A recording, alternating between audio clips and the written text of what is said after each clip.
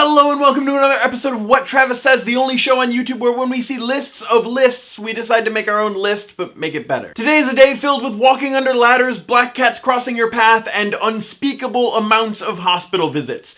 Friday the 13th. Unless you're watching this after Friday the 13th, which, let's be honest, the majority of you probably are. Or maybe you're watching this next year on Friday the 13th.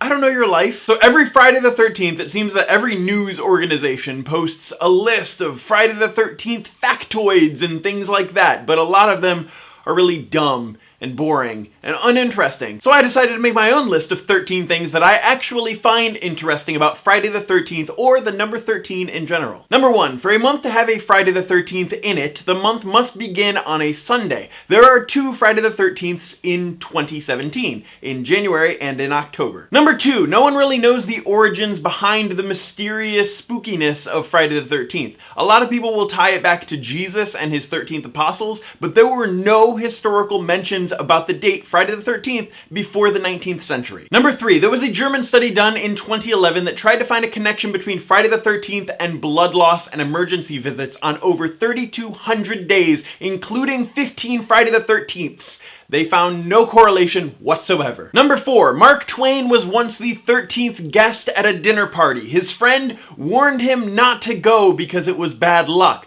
Mark Twain went anyway. Later, Twain told his friends, "I shouldn't have gone. They only had enough food for 12 people. Number 5, a majority of the skyscrapers in the United States do not have a 13th floor, and a lot of hospitals avoid using rooms with a 13 in the room number, and a lot of airport terminals avoid using gates 13 if they can help it. Number 6, it is estimated that every Friday the 13th costs the US economy between $800 and $900 million in losses because people refuse to travel or do much business on that day. Number 7, the director of the original Friday the 13th film took out an ad in Variety as advertising before the film even had any financing.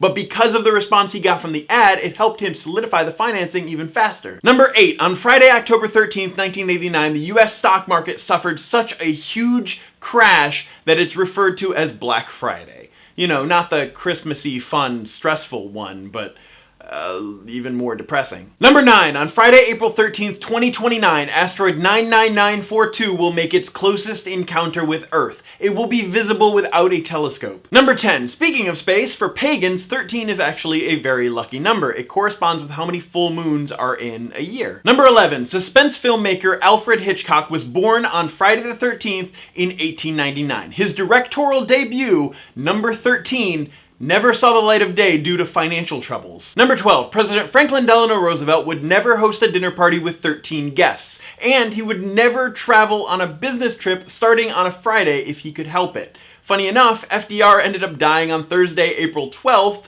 1945. And finally, number 13, and this one is probably my favorite. On a full moon on Friday, February 13th, 1987, UK resident Robert Bullard attempted suicide by sticking his head into a gas oven. His plan was a bit flawed because Britain had moved from coke gas to a less dangerous natural gas, and it is nearly impossible to commit suicide with natural gas. However, someone flicked on a light switch and the whole place went up. His mother was injured in the explosion, a police officer was injured in the explosion. It cost 35,000 pounds in damage. And the craziest thing is, Robert walked away from the accident completely unharmed. So on this Friday the 13th, remember, don't swim, don't smoke, don't drink, don't split up, and above all, flick on the light switch before you walk into any room, just in case. As always, my name is Travis. Thank you for listening to what I have to say, and you will see me on Monday.